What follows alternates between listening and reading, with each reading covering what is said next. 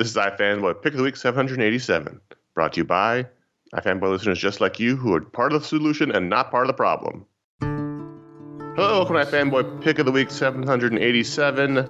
My name is Connor Kilpatrick, and this is my returning co-host, Josh Flanagan. We're really all very happy you're back, Josh. Yeah. Feeling better, up and walking around. Yes. We realize, you had a hardship. You went through we thank everybody who contributed to the GoFundMe for Josh's recovery. There are times when I think, if something really goes wrong, I bet I'm almost well known enough to get through with a GoFundMe. I've thought that before. But then I thought, what if I'm not, and how sad that would be on top of enormous financial hardship that I was like, nope, not enough people listen to the podcast to help. Unfortunately, most of those funds went to administrative costs, but... Yeah. The graft in this organization. We're just glad you're feeling better. So tell us about the show. Oh, yeah. We are a fanboy. Every week we read a bunch of comics. One of us picks a favorite, the one we call it Pick of the Week. We talk about that book, other books. We hope to talk about the Patron Pick. We hope to talk to listener mail. We have a good time. This is a review show, so that's your spoiler warning. There'll be some spoilers if possible. Use your brain. This week you had a pick, Josh. Yeah, the pick of the week this week is the Green Arrow 80th anniversary 100-page super spectacular. And you might be thinking, that's weird, Josh, if you've been paying attention to the show, because I don't normally like the anthology issues. And sometimes I resent having to read an 80 to 100-page book on the week that, you have for the pick. That said, good is good. And really, honestly, if the only thing that I had read in this was the last short story written by Denny O'Neill's brother, Larry O'Neill, drawn by... Was it his son? I guess it's his son. I was thinking brother, but that's because I've been reading the Stan Lee book, and I was thinking of Larry Lieber. Jorge Fornes and Dave Stewart on art. And, the whole thing really was a fun issue. Oliver Queen's a super fun character, but that... we're going to spend some time on the final story, but I do want to say that to anyone who's surprised by this, like, Oliver Queen, Green Arrow, is one of our favorite characters. He doesn't have a book right now. There's no Green Arrow comic right now. Mm-hmm. And he doesn't have great books always. No, but, I wouldn't say, the thing is, like, throughout the life of this show, he, for the most part, he's had good books, Yeah, but I guess what I'm getting at is, like, it's a character Kevin I Smith like. To Judd Winnick to all the, he's always been one of this show's favorite characters. Yes, and totally. He's not around right now. Yeah, but I also think that, like, not all of the series, because there's been a lot. It's not like there's one series that's on issue, 500 now. So, like, it's like they keep launching new series, and some of them have been fantastic, and others have been okay, and I've dropped off some. So I don't, like, always read him. But he's always also a great character in an ensemble setting. I mean, he's always one of the most fun characters to put in next to Batman or next to Superman or anything like that. It's similar. You think it's similar to Hawkeye, but it's a different thing. He's a different kind of character. Yeah. He's a blonde, wisecracking archer, so therefore you like him. But he's, I've always liked Green Arrow, from my entire comic book reading life. But it was the 1988 Mike Grell series that made me into a huge Green Arrow fan. That series went for 80 issues. It was a pre-Vertigo Green Arrow series. And that series made me into a huge Green Arrow fan. Ever since then, I've always read Green Arrow books. And, if you go back and, our love of the Judd Winnick run, the Green Arrow and Black Canary book, and just the Green Arrow solo book, the Phil Hester art, the Kevin Smith book, you had a decade plus of great Green Arrow comics. And so it's a bummer he's not even in a book right now. And it's a bummer that really... they didn't really know what to do with him after the New 52. Do you think the TV show sort of negatively affected his presence in the comics? I don't know. Because I came back to it at one point, and all of a sudden, like, everything had changed, like the supporting cast. Yeah, and it was all very different. And they've gone through various sort of like ages of him. Like how old they want him to be, where they want, and the sort of classic. A little bit of hot-headed, I love the totally in love with Black Canary Green Arrow as a thing. I just think some characters work really well in a couple and others don't, and those two characters work great together. They do. Let's talk about this, because this is a really great overview of the character. Starting with the Silver Age style Mariko Tamaki, Javier Rodriguez opening story, and then after that you got all the important bits of him. There's a lot of him being loved Black Canary here. There's a story about him being part of the Justice League. There's a whole thing focusing on Roy and his tough life, and I loved the story, the Tom Taylor and Nicola Scott story, where he trains with Wildcat.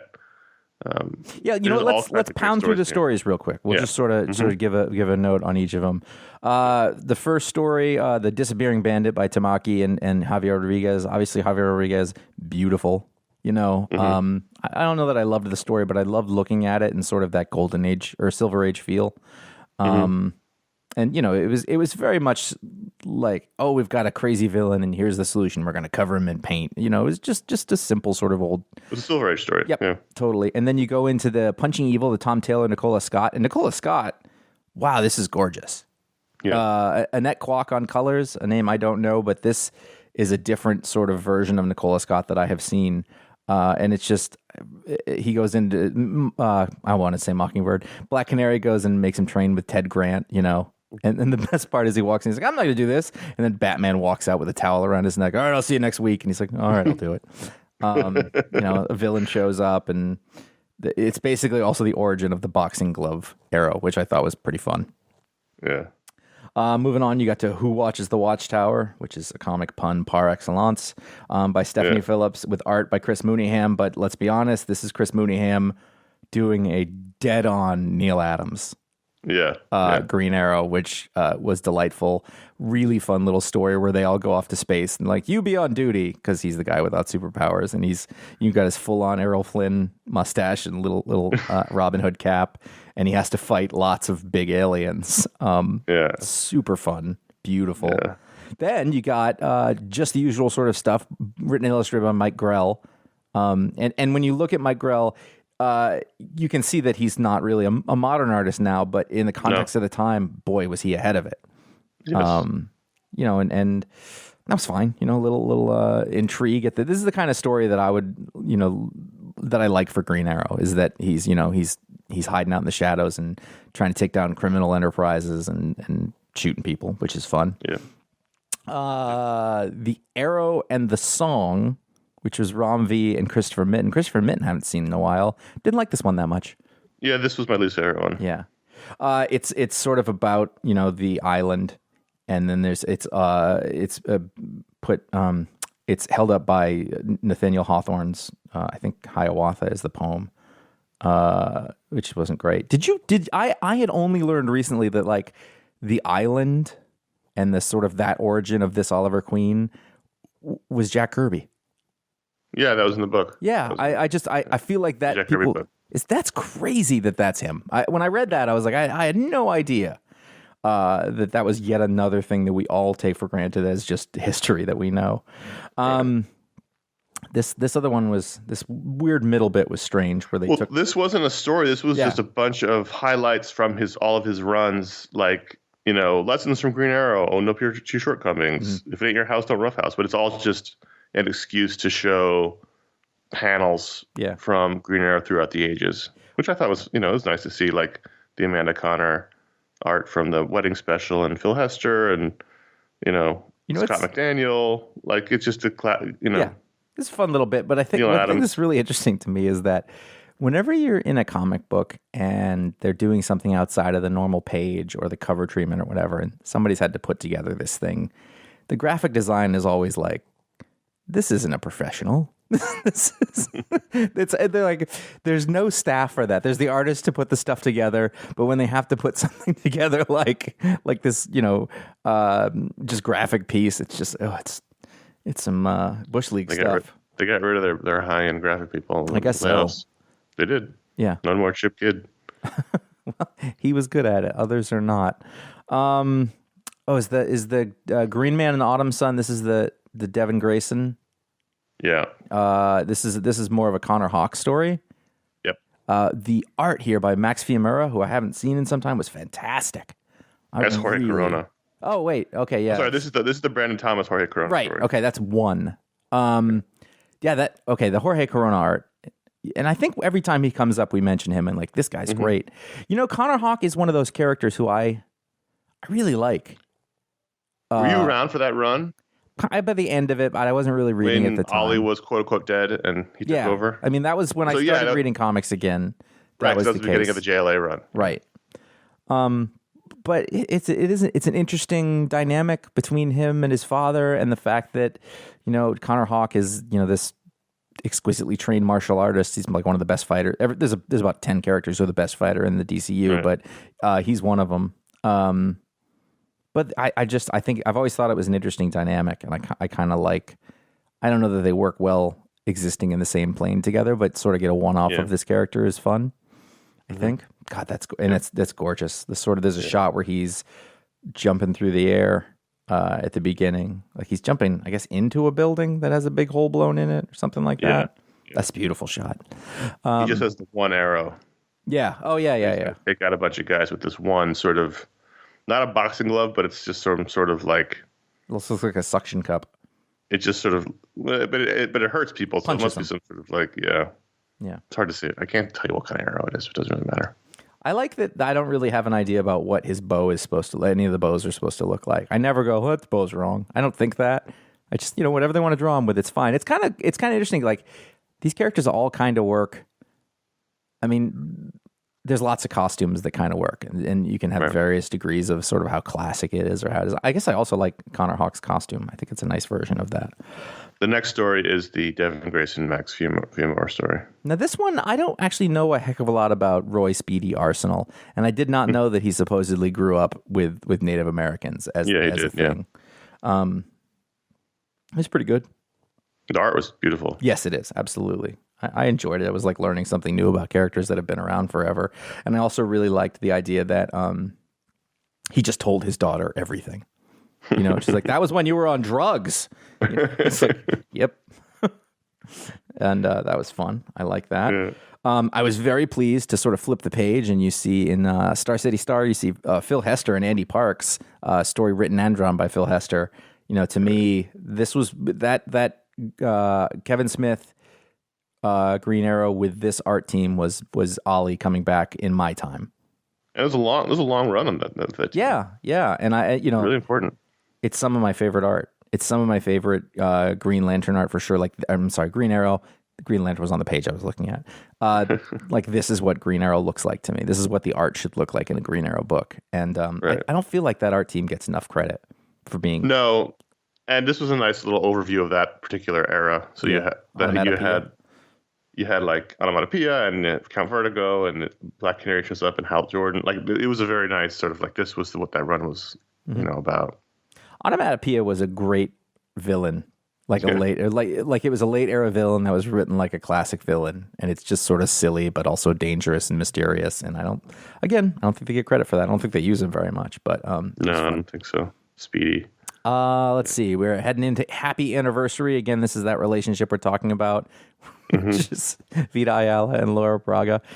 And it's really funny that it's their anniversary, and Ollie Queen is kidnapped by Deathstroke, and then she thinks, "Oh, he set up a little game for us." Yeah, a little kidnapping game. That's fun. Some fucked up sex shit. Well, you know, they are very experimental, but yeah, I thought that was fun. Deathstroke's like, I'm not being paid enough for this bullshit. Heading into the final part, we got Sympathy of the Woods by Ben Percy and Otto Schmidt.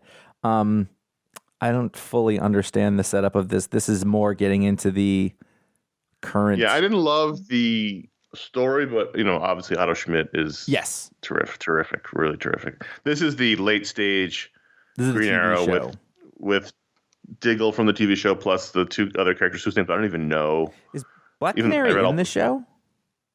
Yes. Okay. That's a whole long. They fucked her character up, so they had to redo it as a White Canary because the first version was terrible. Okay. Yeah, this was great to look at. But I didn't love the later versions of Green Arrow, the book. I read them, but I didn't love them. Right. Yeah. No. And that's kind of what I was getting at. Like, the art was terrific. Otto Schmidt's so good.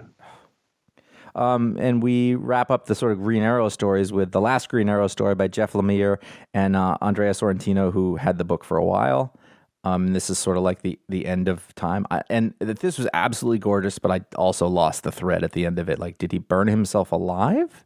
Yeah, that was really fucked up. Like, he goes back to the island as an old man and I guess meets himself as a young man and gets his last arrow and then sits in a bonfire and dies. I was like, okay. I up. I thought I figured out what it was, but then I thought, well, why would you do that? Like, I think it's a little this is what's strange for a happening. celebratory issue. It really was. Like, I don't think of him as wandering off into the woods and setting himself up as a conflagration like he's some kind of monk. That doesn't seem. Yeah, and I liked the Lemire Sorrentino run for the most part, but they did set him up as some sort of like totem character. You know, the worst impulse of all superhero writers is we'll make Spider-Man or Green Arrow a totem character. There's always been a Green Arrow. Like, no. Yeah. It changes the heroism and it makes it stupid. But also, like, the thing about that character is that he's a rich guy, but he's just a guy. Yeah. You know, he's a guy with conviction. And there, you know, there's funny. There's always like this weird, like, they write him like a very blue collar person. Right. You know, which is not how like Danny Rand gets written. Danny Rand gets written as like a rich person who is down, you know, in the world trying to fit in with the street, but he doesn't quite fit. Whereas, you know, you would think that Oliver Queen is sort of a blue collar guy. And it works that way. So, yeah, it's What are your thoughts on the Oliver Queen chili recipe? As someone who makes chili quite often, I thought it was it was pretty basic. I thought there was nothing sort of crazy. And the only ones that I didn't quite understand were, I don't know about basil in there. And this is California chili powder and Gebhardt chili powder. Those are basically the only things in here that you would not expect in a normal chili. And then there's a part earlier where it says 1 teaspoon of cayenne. I like it hot. And I was like, well, that's not very hot. You need a lot more than 1 teaspoon. And then there's only 2 tablespoons of chili powder. I make relatively mild chili with 3 tablespoons.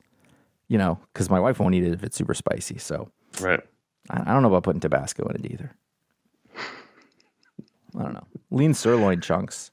You got to slow cook that if you're going to do that. I want to make. It says that. It says I'm actually going to make chili tonight. By the way, just simmer for several hours. You should make this chili. No. I'm working on my recipe. I'm honing in on it. I want to get it. What if this is a great recipe though? You don't know. Well, the basis of this chili recipe is pretty basic. I mean, like, it's not very far from what I do. It's just I wouldn't add basil to it, and I don't have whatever this weird chili powder is. I need to go get some better chili powders. I know that much. Brown sugar. The brown sugar takes away from the spicy part. You know what I like to do? What? I like to add a hunk of dark chocolate to the chili at the end when it's finished, and you mix it in there, melts it, and it's very, very good. Okay. So finally, we have Tap, Tap, Tap, which reminds me of some other story it's from The Wire, where they're talking. Anyway, by Larry O'Neill, who is Denny O'Neill's son, and again by Jorge Fornes and Dave Stewart. And when I realized what this was going to be as soon as I started, which is basically a graphic biography of legendary comic book creator Denny O'Neill, you know, I was excited. And then as I went through it, just every page turn got better and better. The hairs on my arms are standing up right now as I look through it. So Denny O'Neill, people don't know, was one of the all-time great comic book writers, editors, you know, one of the most important people in comics. Frank Miller gets all the credit for making Batman incredibly serious and modern with The Dark Knight, as he should. But Denny O'Neill and Neil Adams had already started that process themselves. And then he did something similar with Green Arrow, with the Green Arrow Green Lantern book, with the road trip across America, hard traveling heroes. You know, amongst many other characters that he wrote, but his probably 2 most famous were Green Arrow and Batman. And you know, he died recently. One of the most legendary people to work in the last 20, 30 years in comics. So, and a beloved figure, you know, like you know, I remember cantankerous old school comic guy.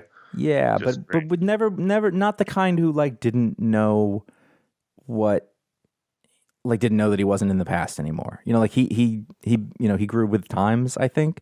I remember we had a friend who took a comic book writing class with him in the 2000s. And on the one hand, I thought that's great that he's doing that kind of thing. And on the other hand, I thought I hope it's not because he has to, because he didn't deserve that. So I hope that he did it because he enjoyed it or whatever. But the fact that, I mean, you get to just take a class with Denny O'Neil. I mean, I wish I'd known about it, even if I didn't want him to teach me, just to sort of be there. Right. And I just, the way that this was told, I'm trying to figure out how to describe it. It's all told through these interesting, there's no dialogue. It's all told through these interesting word balloons that are graphical and show, like the first page is a kid, Denny O'Neil, listening to the radio. And it's a, Western story. So the balloon is shaped like a cowboy hat. Inside the cowboy hat is a cowboy and a horse. And you can see the spark of fire in his eye. It's shaped like a cowboy in his eye.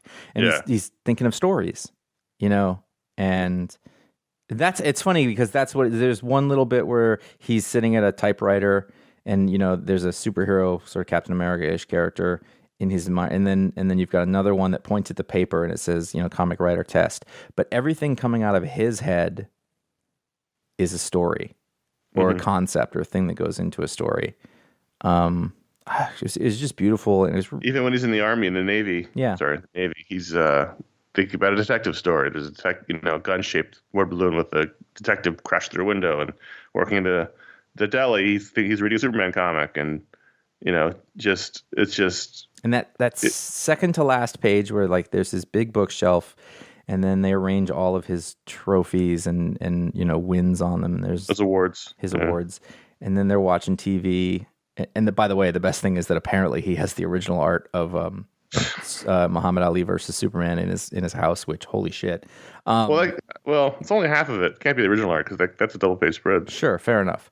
And then you're watching TV and you just see a little Batman symbol coming out of the TV. And then older, I guess his wife's gone there. Yeah, probably. She doesn't show up again. I didn't even notice that. That's even sad. And, he's watching, he sees all of these different superheroes coming out of the TV, and he's sort of leaned over a little more, and it's just, we're watching him grow older. And then, he's in his hospital bed and you see the original one of the cowboy and it sort of fades out in the word balloon, and then you have what is always, it's a cliched, but it seems to be an effective image. It's very effective. Is the superheroes sort of all, bowing their heads in reverence around him in his deathbed in the hospital. And I mean, it works, man. You've got Oliver Queen sort of sat on the bed with his arm on him and holding his hand. Yeah. I mean, it was just a story that projected love towards this character who did so much for this industry. And I finished it and I was like, this is a pick of the week if ever there was. If only for this story, but I also really enjoyed the rest of it. Yeah. All right. For sure. We got to move along. So that was it's one of the best 80th anniversary. I think this and Robin are the two best ones. Yeah. Yeah. It's great. Beta Ray Bill continues to be credible. One of my favorite books being published. This is issue 4 of 5.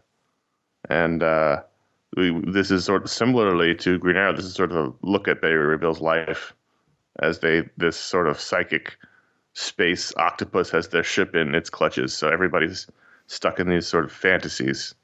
Yeah. And he has to go through everything, see his original appearance, the fight with Thor, which is, awesome and dynamically drawn by Daniel Warren Johnson, who does the writing and the art on this. And the body horror of him getting his procedures done to turn him into this superhuman being and, unwrapping his face, not unlike Jack Napier, and punching the mirror. Mirror. Bob. Mirror. And then the last time he sees his mom, and then a giant space, but just all kinds of terrific things here. And then he, escapes, and the ship's obviously in love with him. And he finds the sword he's been looking for, but it's Surtur's sword. So Surtur shows up and says, "You can't take my sword without a fight." So that's going to be the final issue. Gorgeous. This book is gorgeous. This book is beautiful. It's heartfelt. It's that perfect blend of sort of fantasy and melodrama and heart, and everything is amped up, but nothing comes across as insincere. It's a really fine line that's tough to do in comics. And he has the ability to do that sort of grand last panel, splash page. Oh no, shit's about to go down, and you have to wait.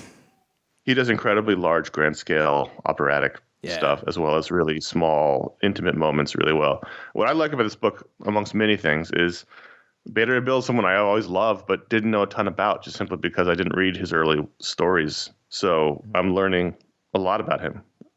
And when this book started, I didn't know he was a robot horse that changed to a man-like character. I thought he was just what Bill was. Some of that is like the basis for that stuff is in the Simonson one.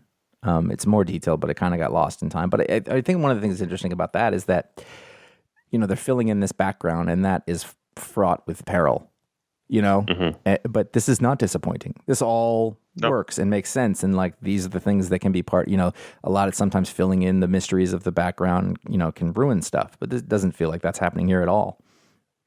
Yeah, let's give Daniel Warren Johnson more of these sort of prestige miniseries. Or just let him do Thor. Well, I was going to say that, but I thought it might be fun just to bounce. I don't know. Whatever he wants to do, really. Yeah. Because he's great. I agree. But yeah, and you're right. Like, this gives, this miniseries gives him the ability to sort of do what he wants to and not have to work within everything else.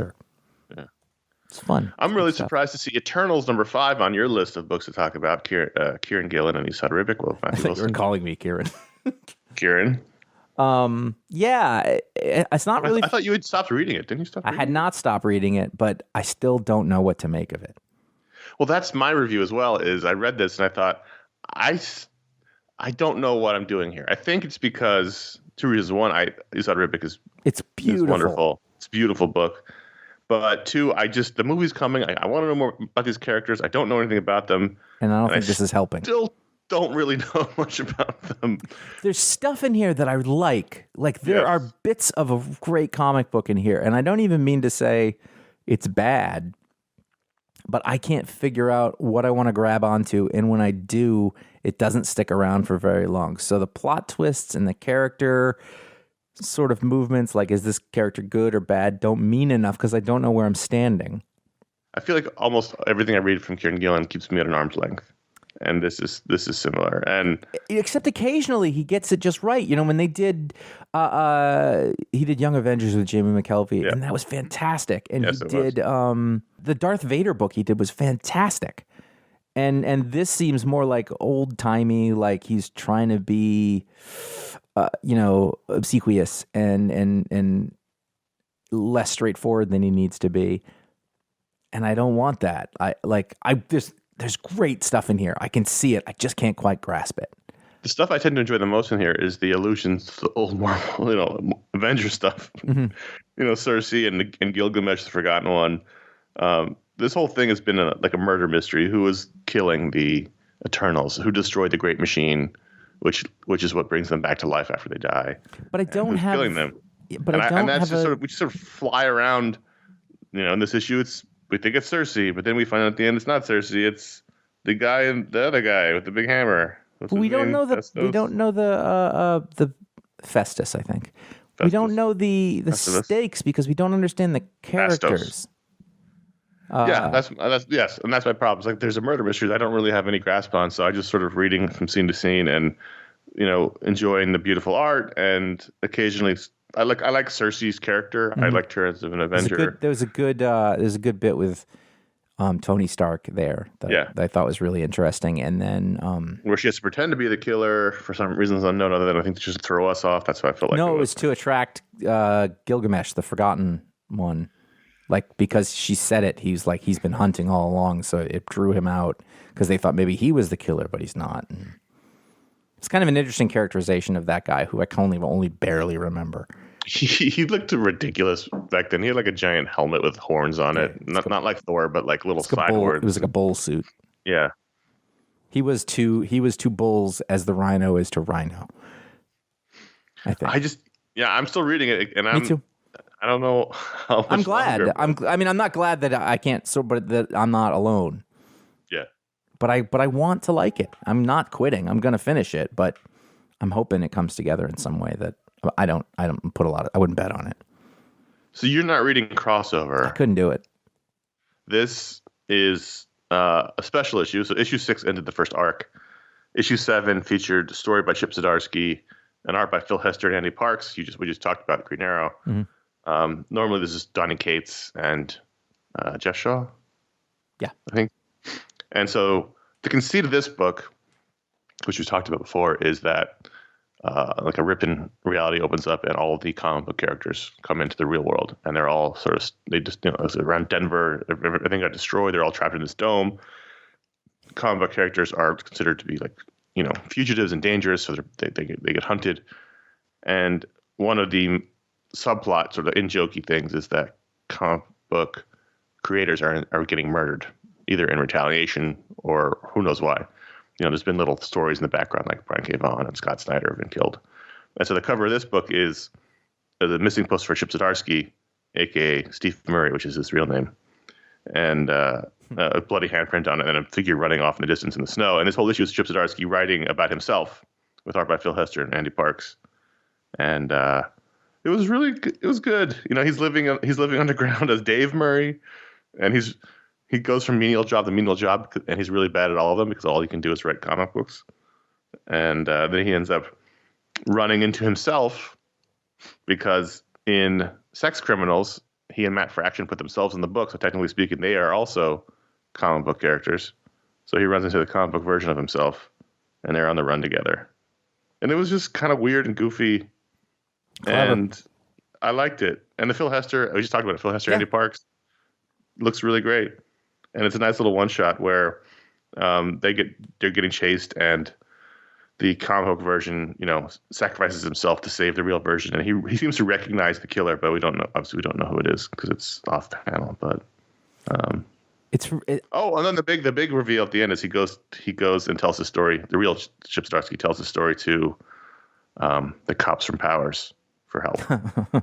So they're really digging into the image characters here because that's what they can use. But I really like this issue. I want to touch it on again real quick, but like Phil Hester and Andy Parks are one of those teams, and we don't get that inker penciler team so much anymore. Right. But when they work together, Joe Quesada, Jimmy Palmiotti, you just get like a thing. And if you look at what Phil Hester, who is multi-talented in many ways, you look at the art that he did over on Family Tree with Jeff Lemire, it's a different guy. Actually, I didn't look at this. Like, does this look like what the Green Arrow art looked like? No, not like that quite a bit. Oh, really? Yeah. Andy Parks is a great example of like an inker with a beautiful line. Just clean, and that to me seems so much harder than all the brushy stuff. I like both kinds, but there's something that always really impresses me about that. It looked closer to. It looked closer to the art in the Family Tree. Okay. Yeah. But either way, they can do all those things. Yeah. If you ever get a chance, if you haven't, I did a Talksplode with Phil not too long ago, a year or two ago, a couple of years maybe. Mm-hmm. He's a great guy, and his story is really interesting. And, he just does a little bit of everything, and he's sort of on the margins because he's, like not like a big name, but I'm always happy to see his name on stuff. Yeah, he had a big run for a long time, but it was 20 years ago. Happens a lot of these characters. The United States of Captain America. This was a big miniseries they've been teasing for a while. Christopher Cantwell was on story. Dale Eaglesham was on art. And this is kind of a road trip story through America as we see how the different people throughout the country have sort of taken up inspiration from Captain America to protect their communities. And it starts with Cap in Brooklyn, and someone steals his shield. Someone dressed as him who's very, very fast. He can't catch. I love the opening where he's polishing the shield. I loved that scene where he gets all the ingredients down. It's like baking soda. And but he's using like very, household things. Yeah, it's very 40s, baking soda, salt and vinegar, and, hot water. And he puts them into a thing, and he polishes the shield very reverently because the Smithsonian's going to show his shield off, and that's when it gets stolen. And he calls up Falcon to help, and they end up running into this kid who is sort of Captain America of the rails. He lives on a train, a boxcar, and protects his people that way. I thought this was really fun. I like the idea that Captain America is an inspiration to people who are downtrodden and want to help their community. And so this kid with like overalls and a cap mask, and I don't know what kind of shield that is, but I liked it a lot. It looks like a garbage can lid. That's what I kept thinking. which not effective. Yeah, in the backup story, he throws it at somebody, and I was like, oh, there must be some weight to it. Yeah. I don't like that he has a septum ring because that's just bad for battle. True. It's dangerous. I would say I kind of liked it. I liked the stuff that you're talking about, the sort of Reverend Captain America things. I liked Dale Eaglesham a lot, but this was not my favorite version of his work. Everybody kind of looked off in proportions. And then there's one point where he gets on his motorcycle on page 11 of the digital comic. And I was like, that's a weird fucking looking motorcycle. It's just odd. And obviously this isn't his fault, but the current Falcon costume is just abysmal. Yeah, it's abysmal, but it sounds like he's going to put on the Falcon cap costume. So he, at one point, like, he goes out. I guess he always had the captain. No. Yeah, he's wearing not the Captain America suit, but the Captain Steve, the super soldier suit. Right, which I hate. Oh, you hate it? I don't hate it. I think it felt like it changed on me, but that's because the Invader came in his classic costume. Right. And we were looking at it, and then later in the book, I was like, "Wait, why is he wearing that? That came from out of nowhere." I guess it is wrong. They changed it on me. It did come out of nowhere. There's no reason for him to wear it other than to differentiate himself from the bad guy, which makes sense. I like that as a reason. I like that they have donuts together. I think Cantwell should write Sam and Steve hanging out a lot. I'm fine with that. Yeah. Yeah. So the cover features, Captain America, Falcon Cap, Bucky Cap, and John Walker. So eventually, I guess all the four Captain America is going to come together for this story. And why not? Like Eaglesham's a specific type. We loved him as a society. He draws everybody as if they're on steroids, but not in like the Ed McGuinness way, but just everybody's sort of this bulky, 1940s strong, super circus strongman type. A little bit of a pinhead thing going on, though. Yeah, but that's okay. That's his style. I really like the Jan Bazuldua art. In the backup story, there's a couple of beautiful pages in there. Yeah, so the backup story focuses on the kid who his origin, Aaron Fisher, and how he ends up being the Captain America of the rails. And what a ridiculous concept! And that is not a criticism. There's a great shot on page 31 where he's jumping into the battle for the first time. Yeah, that's what I was. In his makeshift suit. It's good. Look at this. There's no rail-based hobo community anymore, right? Like that's not still a thing. We want there to be, obviously. Not for them, but just for the No, it fits the retro modern style of comics. Yes, there's still a hobo community living on the rails. I'm okay. The next issue shows both Caps on motorcycles with a female Cap. So. She doesn't even get her own motorcycle, and that is not highway. That is not proper highway safety. No. Aerodynamics are all off. This is just silly and hokey enough to be sweet.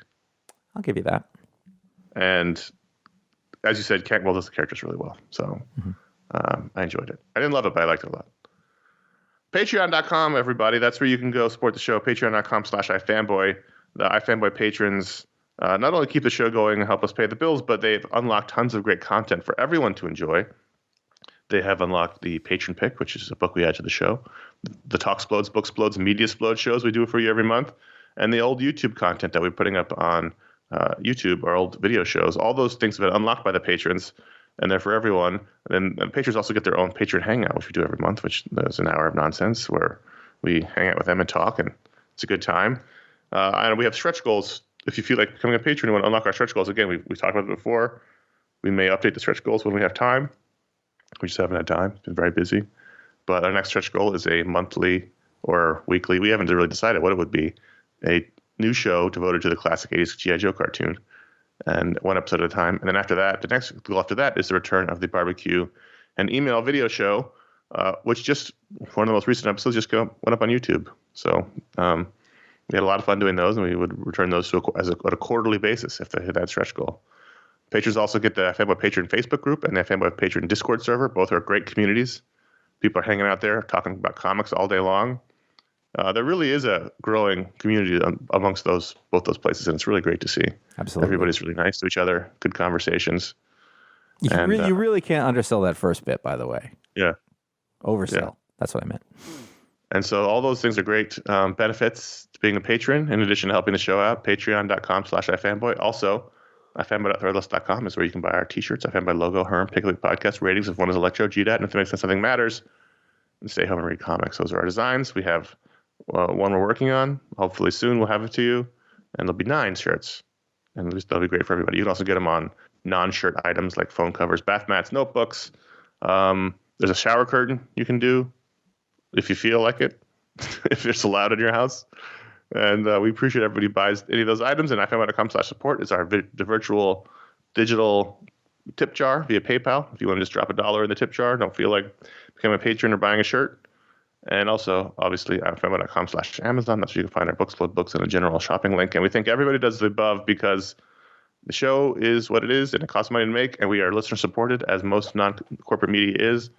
And we thank everybody who helps us out, feels like we are worthy of their support. We hope we are worthy of you, and we thank you for all your help. Made in Korea #2, which I did not put the correct credits for on any of these for some reason. So we'll work with that. By Jeremy Holt from Image Comics. We talked about it last month and really liked it as a debut.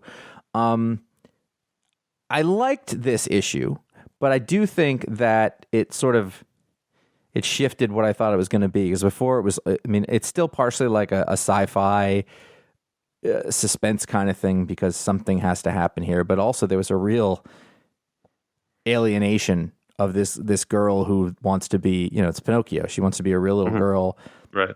And she goes to school because that's what she wants to fit in because she's read all the books and she understands it. So, and it's hard for her. And then at the end, apparently she is co-opted by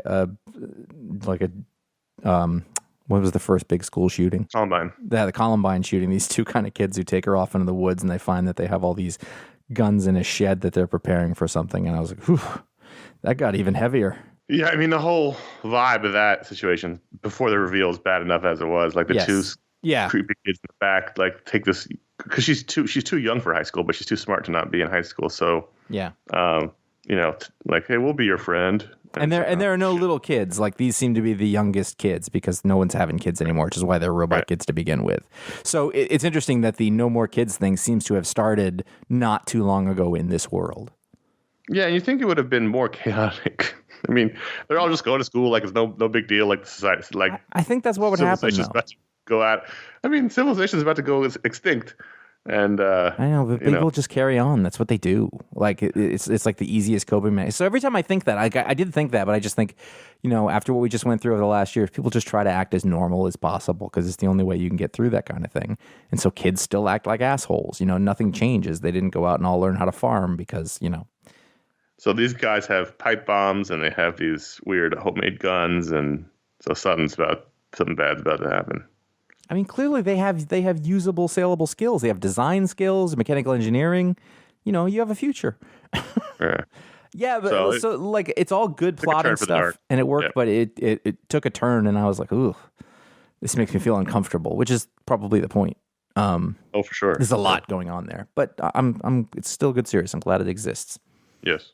That Texas Blood came back after a little hiatus, and they finished up that first arc with an issue number 7. And this is by Chris Condon and Jacob Phillips, the scion of Sean Phillips, which is clear. I'm glad it was back. I don't quite remember how that other arc ended, but I don't think that it matters. This is like a new story about a crime from the past that is haunting this sheriff. Which is what the first one was about, too. Yeah. I would be happy if the book was just about him making models. I agree. Going to the store, picking out a new plane. Ooh, this one's the nose didn't go past the wings. Very unusual. Then going home and trying to make the model, cutting his fingers. Wife's like, I don't want to bring you a rag. You're an idiot. Yeah, no, that's all good stuff. By the way, when an old couple gets along like that in a story, one of them's going to die. And it's usually... Well, maybe, because they were like that in the first one, too. Yeah, I know, but there's one of those in Misery. So this one has a satanic bent to it. Yeah. Yeah, this is a flashback to, like, the 70s when the panic of Satanism was rife in the country. And the flashback to this crime that involved what they thought was perhaps a satanic cult. And at one point, he has a vision of a real creepy vision of a dude in a Satanist mask watching him across the street. And I was like, ugh. That's not good. The book has an incredible ability to do that sort of Southern Gothic horror thing where it'll just be going from day to day to some really horrific shit very quickly, but also elegantly, if I could use that word in that way. It's a good book. It's very And then Harlan Eversole, the horror PI, shows up at the end. So this one's going into diving deep into that. He's the PI from L.A., Harlan Eversole. This is a little bit more fantastical than you get in your criminal books with his father. But I was glad to see it was back, and I enjoyed reading it. Yeah. Shang-Chi #2, I wanted to mention because it was I think one of the most fun I've had reading a Shang-Chi book, and all these Shang-Chi books we've had. This current arc written by Jean Luen Yang with art by D.K. Ruin, probably pronounced incorrectly, I'm sorry, has been a bunch of team-ups. The whole arc's called Shang-Chi versus the Marvel Universe. First issue was him and Spider-Man. This is him and Captain America. And I thought this was incredibly fun and silly in a way that I think Jean Luen Yang usually isn't in these books. He's shown a lot of variety in his ability lately in these books he's doing. He's like, he can do all sorts of different things. And did you read this one? Yeah, absolutely. So this one, they go to like a supervillain, the classic supervillain like auction, because technically Shang-Chi is a supervillain because he runs the whatever they're called, Brotherhood of something, commander of the Five Weapons Society, and so his brother goes because he's in love with the woman running the auction, and they're trying to buy the Cosmic Cube to keep it safe. And there's a terrifically funny MODOK in this. I don't think they're charging enough for that Cosmic Cube, by the way. No, I was like, that's not that much, relatively speaking. In terms of like you can go ahead and spend all of the money you can find on it because you can change reality. Mm-hmm. So sure, do that. There's AIM guys, there's Hydra guys, there's MODOK, there's the Hand, and then Captain America just busted up. And I thought that the sort of I guess it was kind of a twist, but the idea that he had to play a role and you didn't know how much he was being the criminal because he has to and how much he's helping Captain America. And I thought that was all sort of well balanced and interesting. And there's a couple of switches and reverses. I thought this was really fun. Mm-hmm. And the same way I wanted to mention Black Cat Annual #1. If you recall, there's this strange cosmic, I was going to say Infinity Gems, but Infinity Stones story running through the Marvel annuals. And each one has been about a hero running into a character who has been imbued with the power of the stone. Except for this one, because this one has nothing to do with any of that. I noticed that. I'd forgotten that was a thing. And there's a little backup in there, which I have no memory of reading. I didn't even read it, honestly. Yeah. I didn't even read it. I was fine with that. This is just a regular Black Cat story tied into her regular run.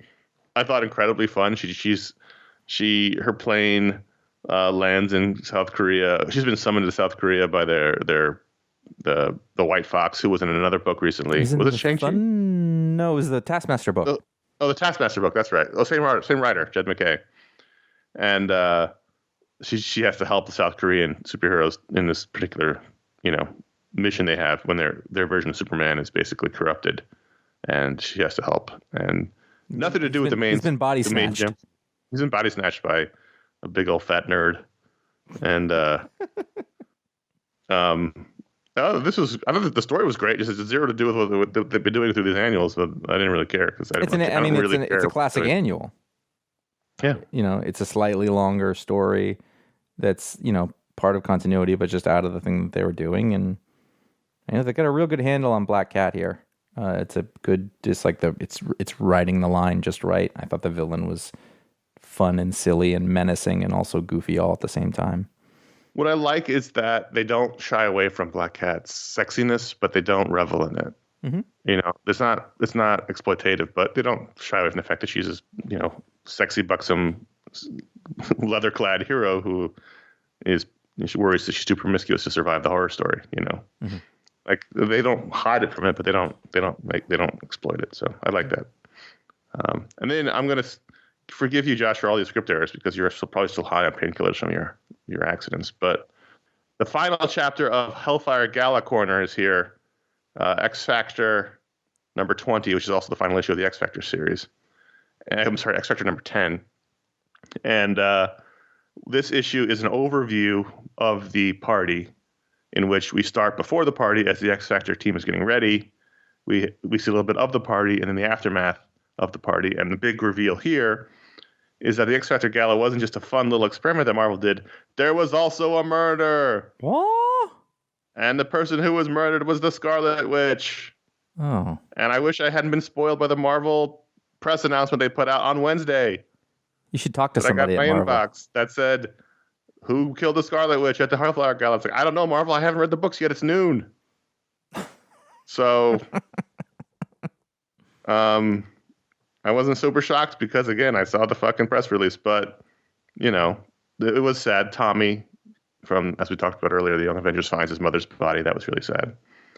And so the question is, who amongst all these mutants who hate her because she did the No More Mutants thing murdered Scarlet Witch? I mean, they've all got how long a lot will she of remain personal... dead? Because she's going to be in a Doctor Strange movie and just started her own TV series. So, they've all got a lot of personal problems. Those mutants, they got shit to work out. You know, all this empty sex can't go on forever. No, and we're starting to see the consequences of it. We talked about that last week when you were in Traction, but Wolverine's on the case. They want to know where Magneto is. I think they all think Magneto did it. That seems to be what the press release said. I don't know. I was annoyed. At least give me a day, Marvel. Yeah. We're not all on the East Coast. It's not about you, Connor. It's not about your enjoying the stories. It's not about you, the main kind of consumer of their stuff. Moving units. Move those units. Move those units. Get somebody at the New York Post to put in a story. That's what it's about. Those books we want to talk about, but at patreon.com/iFanboy, every patron can vote to add a book to the rundown. Everyone gets a vote. This week it was a horse race. It was a tight race that was won by one single vote. And the winner this week was Green Arrow, 80th anniversary, 100-page super spectacular #1, which was also the pick of the week. Which means we're done. The question is, what are the ratings?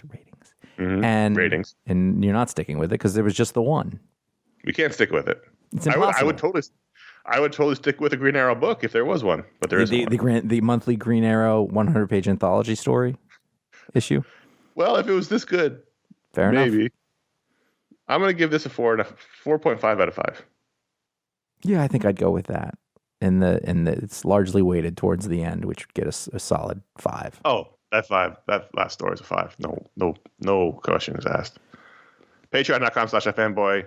Every patron can have a book to run down, but if you give it the $5 higher level, you get your superpower live on the show, like Duke White. Duke White, in addition to being a great saxophone player, can always spot the Canadian actor in any American TV show. Get out.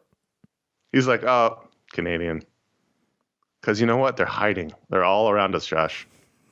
People don't use the term sneaky when they talk about Canadians. Devious. Yeah. We haven't done this in a while. We haven't done this bit. This bit goes over great with the Canadian listeners. We don't ever get emails. Sorry. No. Sorry, guys. Sorry. What's great, though, is that they're mad at us, but then they apologize for it. Boom. Right. I mean, I'm watching Schitt's Creek right now, so this is heavily in my mind, but, but like other shows, I'm going, oh, look at that Canadian guy. He's definitely Canadian. You can tell. What's in your wallet? Mike Cutler is unable to be spoiled. Oh. If anything, comes in. So if Mike on Wednesdays at my computer and the email comes in with the giant who killed Scarlet Witch thing, he would just not see anything? It'd be blank? He would see it, but when it comes to the point of that story point coming up in a thing, that information is gone as if it had never been there. He forgot it. He forgets it. Yeah. So it's the best way to go about things because he gets all the enjoyment of the stories, but he doesn't have to worry. He can be on any kind of social media. I mean, just the only problem with social media for him is not spoilers. Everything else is still awful. But the toxicity of the psychological damage. Yeah. No, that's it's still destroying the earth. But he won't be spoiled. He can go in and watch his Loki or his whatever. Which is the most important. I mean, if that's all you have. Society crumbling because social media. TV shows being spoiled is the biggest concern. It starts there. It started there. Right. That was our first clue way back when. I was like, oh, man, why are you telling me that? I don't want to know that. Brad Schauer. Schauer? Mm-hmm. Schauer. Schauer. Can manifest a hat rack at any moment. Any kind of hat rack, as intricate as you want, as nice or as humble as you want. It's a very specific need. Sure. Listen, a lot of people don't wear hats anymore. It's not the 40s, but and when they do, you don't necessarily need a rack. Right, but he could do it if you need it. Just imagine on his like superhero team adventure, like, I'll bring it back with fire. I'll suck the oxygen out of the room. Oh, good, a fucking hat rack.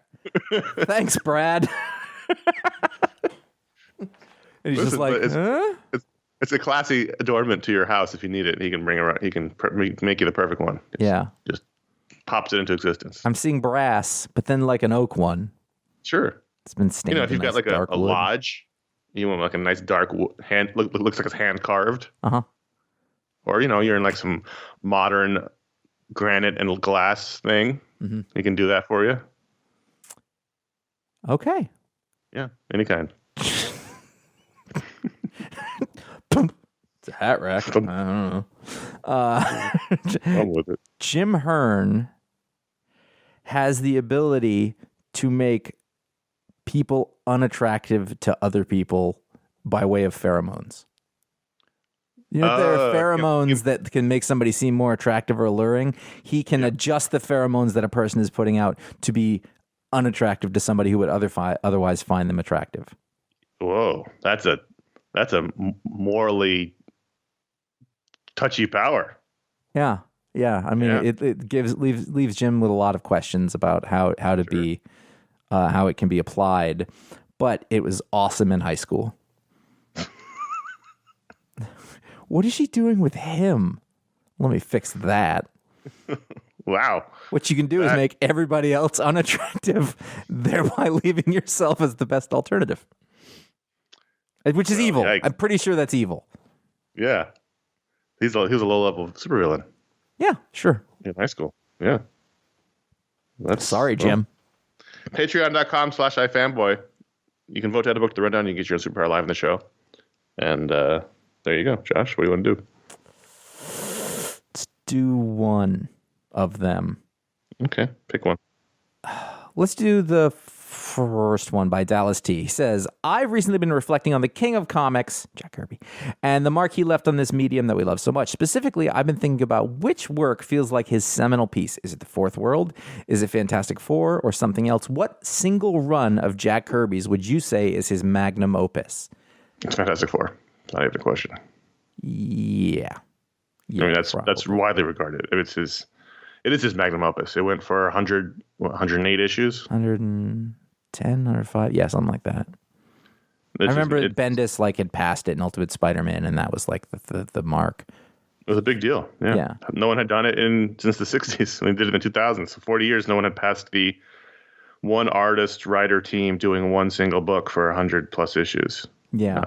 In terms of Marvel and superhero, DC Marvel comics, not obviously indie comics have done that, but it's widely regarded as the greatest Marvel run of all time, and therefore, and also as the, it's the comic book that changed superhero comics in how they approach characterization and story and that human quality, and it's much debated and always will be how much of that was Stan and how much of that was Jack. But I think the majority of what you're seeing that comes out of that is if you took Jack Kirby away from you, putting anybody else in it, and it wouldn't be the same thing. And it's interesting if you go back through that run, how many things came out of it that are still part of the Marvel universe today, are still concepts worth revisiting. Mm-hmm. Yeah, I think you're right. Yeah, no, that's definitely his. That's for sure. I mean, he's done a lot of great stuff, but that's it. That's the one run. If you had to hold up any run he did, it's Fantastic Four. The mixed media that they used, and which he's didn't pioneer there, but brought to critical acclaim there, and then used in other places, and the epic character stuff over the course of that time, and all the characters that were introduced, all the Marvel concepts that were introduced that are still used today, Space Galactus, gods. Black Panther, and Inhumans, and cosmic cubes, and just everything. Hell, we talked about several of them on the show today that came out of that run. That's the run. And it's interesting that you can make that his seminal work because that also has to be in comparison to all of the other things that he did. Like creating a genre of romance comics, creating Captain America, all of those other things, are behind that, which is pretty amazing. But yeah, no, I think you're right. Yeah. That's the deal. Thanks, Dallas. Yeah, if you want to write in, you can go to contact@ifanboy.com and send us in a question or a note. And also, if you want to send in questions for our monthly Media Splode show, that's the way to do it. You can stick Media Splode in the subject line if you'd be so kind. But otherwise, that's the way to go. We try to get to as many as we can, but we talk a lot. So the special edition shows that are out, these podcasts that are outside of our regular Pick of the Week show, there is a Media Splode that just came out with main topic airs the second season of Mythic Quest, the Apple Plus television program. That's out now. When you are listening to this, it is available. It should be. And barring any disaster, which I have to email you frantically and say, hey, take that whole part out. Right. We should have it, yes. I won't be doing that, just to put the ticking clock on you, the 60 minutes. Yeah. No, it'll come out. That's fine. Then there was the last Booksplode we did, which was Injustice Gods Among Us, Year 1, the complete collection, where we talked about that big Tom Taylor and 1,000 other artists collection of their alternate superhero world in DC. And then lastly behind that is the last Talksplode show with Tom Scioli. Again, if you like that Kirby talk, that's a place to go. Check that out. And then soon, let's see, there will be a Talksplode before the next Booksplode, but the next Booksplode is True Believer, The Rise and Fall of Stan Lee by Abraham Reisman, which basically it's a prose book, so we're giving you lots of time to prepare for that. And also before that, there will be a show about Black Widow, the film, which we forgot to mention before because movies just didn't enter our thinking process until recently because there just haven't been movies. And there will also be a Batman The Long Halloween Part 1 animated special at some point once it hits the rental market, which is in a couple of weeks. So those shows will be coming out next week. It's going to be busy next 6 weeks of extra shows. Cool. There'll be a Talksplode in there sometime. I have an idea, but I'll see if I can arrange it. Head over to ifanboy.com. You can find all of our old shows, our vast history of comic book writing, from all the writers we had over the years, and just 100 different, interview podcasts and Booksplodes and things like that from long ago. You can go to facebook.com/ifanboy or at ifanboy on Twitter or at ifanboycomics on Instagram. You can find out what the pick of the week is before it comes out and whatever else we post up there when shows come out and things like that. You can follow us individually on Instagram at CSGilpatrick and J.A. Flanagan. And you can subscribe to our YouTube page at youtube.com/ifanboy as we are uploading our old video shows from the good old days. How far are we through that? When I say we, I mean not me. We have about 50 of the regular shows left. It's pretty fast. So that's 2 a week. So that's you got 20 some odd weeks left of the regular shows. I don't know how many left of the minis, but there's a lot of those. It's going to be it'll all be done within a year. All right. There won't, yeah. This past week was a mini on a voicemail, and it was, how is the Green Lantern Corps organized? And it was you and Ron discussing that. Oh, because I don't know the answer to it right now. I probably didn't know. Well, that was that was your role in the mini. Oh, was to not know and to show off your tattoo. Do we think Ron knew? I don't think he knows. He calls him corpse, so no, that's a problem.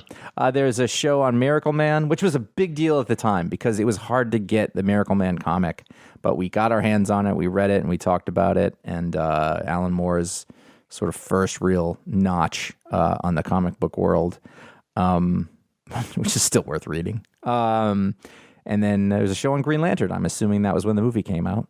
Yeah, so that's why there was 2 Green Lantern shows. Well, those are different times. But yeah, so just random chance that those came out together. But yeah. That was before we knew about that movie. If you like the show, write us a review or leave a star rating on Apple Podcasts or wherever you get your podcasts, whatever aggregator you use. It helps people find the show. It helps the algorithms promote the show.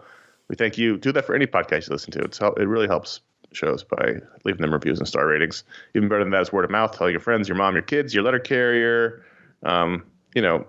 It's holiday weekend in America. Maybe at your cookout that you're having in a safe way. Maybe tell everybody. Maybe have it playing in the background while you're cooking. That could be a thing.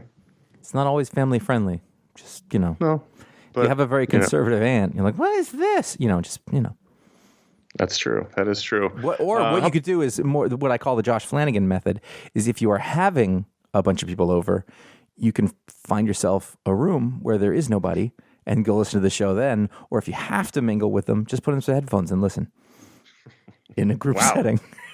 All right. And this is key, you want to take advantage of the Irish goodbye and just leave at some point. In your own house? I've done it. Just left, just gone, go get a donut? I feel like this is an interrogation, but yes, that's perfectly valid. Help us spread the iFanboy love and the word all around the world. Thank you very much, especially in Canada. We appreciate you, Canadians. And until next time, I'm Connor. Can you let us move there? Yeah, we'll take it. Can you sponsor us? How does that work? We'll start talking like you. We'll do our best to assimilate. Yeah, totally. I'm Josh. I'm Connor. I don't really like beer that much. You'll learn to like it. Okay. Can I just watch hockey or do I have to play hockey? You can watch. You can not at our age. Well, I bet that's like a normal thing. People at our age do play hockey, but not to start. Right. Okay. That's fair. Okay, I understand that. Those muscles will never develop now. If you haven't gotten that skate groin muscle in place, don't start now. It'll snap like an aged rubber band. All right.